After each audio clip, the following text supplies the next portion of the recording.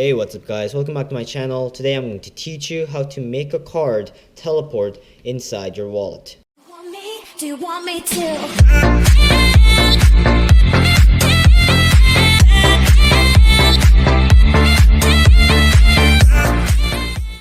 For this trick, I do need to borrow the spectator's hands. So let's just say this card box. Let's not use a blue card box because I'm using a blue deck of cards. Let's just use this white artifice deck. And let's just say this represents the spectator's hands, okay? Now, as always, we need to get a card selected, and let's try to make a random selection. So I'm going to riffle down by the side, and you can tell me to stop wherever you want, okay? So I'm just going to simply riffle down, tell me to stop right there. That's the card you've stopped on. I'm not going to see it because I'm going to try to make this as fair as possible. There we go, that's the card you've stopped on.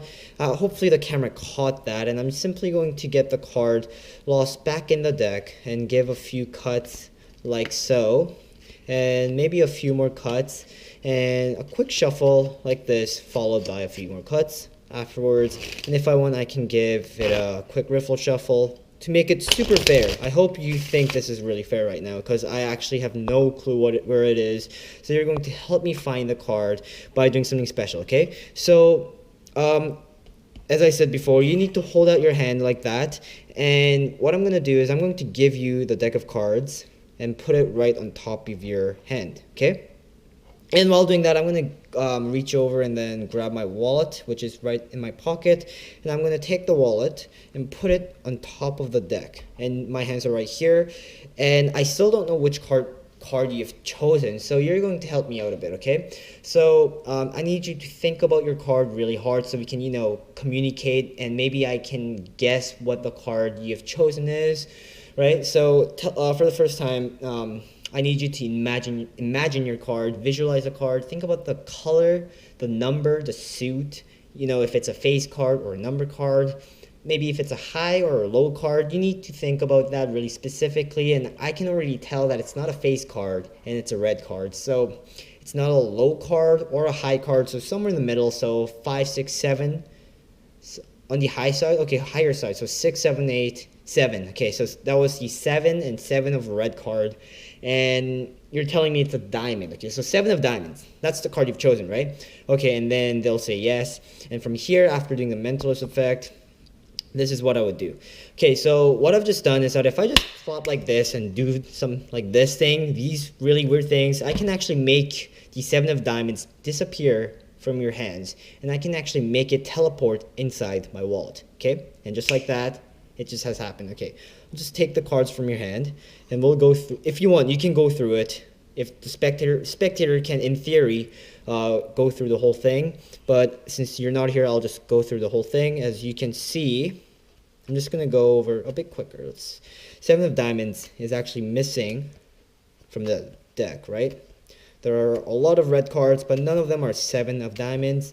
And 7 of diamonds is actually nowhere to be found.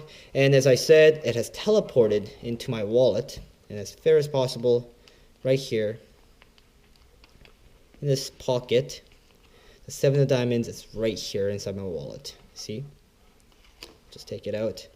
And everything is examinable, and that's the trick. Let's see how it's done. Okay, for all those advanced, I'm just going to straight up tell you that I was using duplicates, and I just kept one inside my wallet. So if you are advanced and you get what I did, you can get off this video and check other videos if you want. And if you would like, if you're advanced but you still want to know how I did it, stay and you're welcome to watch. So as I said, you do require duplicates. I just used D7 of diamonds from a different bicycle deck of cards, right? This one's new, this one's the one I performed with. So as long as you do that, you're good to go. So 7 of diamonds is a duplicate. You need to remember which duplicate you used, and what the preparation is that you take one of them and put it inside your wallet. So in this case, in my performance, I kept it like right here. But if you want, you can put it in these card slots. As long as you don't have it sliding out, like flapping out right here, I think the performance will look amazing. Okay, so slide it in one of these card slots if you want. And you're going to take this wallet and you're going to put it whichever side you palm with. So by that, I mean that if you palm a card using your right hand, you want to keep the wallet and take it and put it inside your right pocket. And if you palm cards with your left hand, you need to take the wallet and put it inside your left pocket, okay? I palm with my right, so this is going to go inside my right pocket. So that's the preparation. Now, for the actual performance, what you need to be able to do is you need to be able to force a card. In this case, you need to be able to force the 7 of diamonds. So it's right here. In my performance, I forced this card using the riffle force. If you don't know what it is, it's simply just, I'll leave a link in the description. It will be like, it'll look something like this. You'll be like, okay, tell me to stop wherever you want, and let's say they said stop right here. You'll cut off, and this should be the 7 of diamonds, okay? So if you want, you can use that. If you don't like that force, you can use different forces, such as the invisible force or the dribble force, in which I have taught in my previous videos. So I'll leave a bunch of links in the description, so you can definitely check those out. I think those are worth it. So after you force the card, you're going to take the card without looking. You have to emphasize on that, and get the card lost somewhere in the middle of the deck. And then you have to control the card to the very top. In my video, I think I controlled it using double undercut, like so, and brought it up to the top. But if you want, you can use the pass, the Herman pass. There are a variety of things you can do, or you can do one of these weird things. I don't really know what it's called, but you can make it seem like you're giving a few cuts, but you actually brought it to the top. From here, I think I gave it a triple packet false cut like this and kept it to the top, and then I gave it a riffle shuffle while keeping the 7 of diamonds at the top. And from here, I think I did one of these things that I've taught in my past. So you just cut a few times, keeping the pinky break, and do the Herman pass like this, overhand, Herman pass, overhand shuffle, Herman pass, I don't know. So I'll leave all the links in the description. So basically what I mean is bring the card to the very top, okay? Once you've done that, you're going to distract them by telling them to open their hands and palm it, palm side up, and keep it like this, okay? So you're going to say that, and while you're saying that and they're focusing on this, you're going to palm the very first card. I haven't taught how to palm a deck of cards yet. It's probably because I don't really palm cards, because as you can see, my hand is actually really small, and if you palm it, it barely covers the card, right? But essentially, this is what you're doing. You want to be able to palm a card so that you don't really use these 3 fingers. You're only going to be using the pinky finger right here and the squishy part of your squishy part of your hand. So that's what palming is, really fast, and you just cover it up like that. But there are definitely a lot of videos teaching how to palm a deck of cards, so you can kind of do that. That was a failure. I was trying to do this move. Yeah, there we go.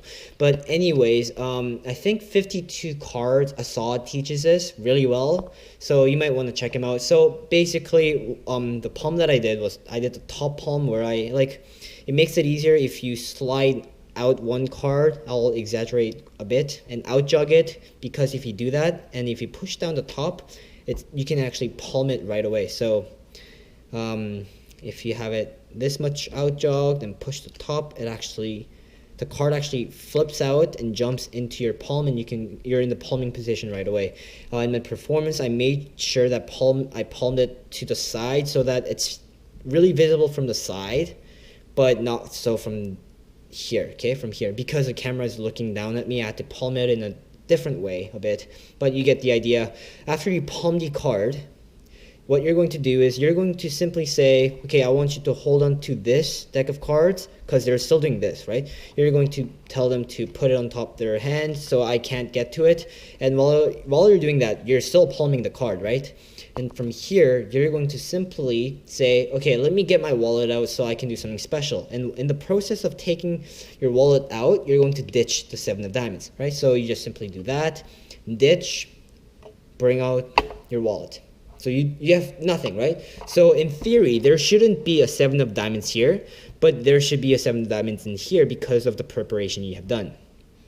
Correct, right? So that makes sense. So everything is done, and this is still in the spectator's hands. This, you just got it out. You're going to simply place the wallet on top of the whole deck and say, okay, I'm going to do something special, and you're going to do the mentalist effect that I've done in my video. You already know which card it is, the 7 of diamonds, because you forced on them.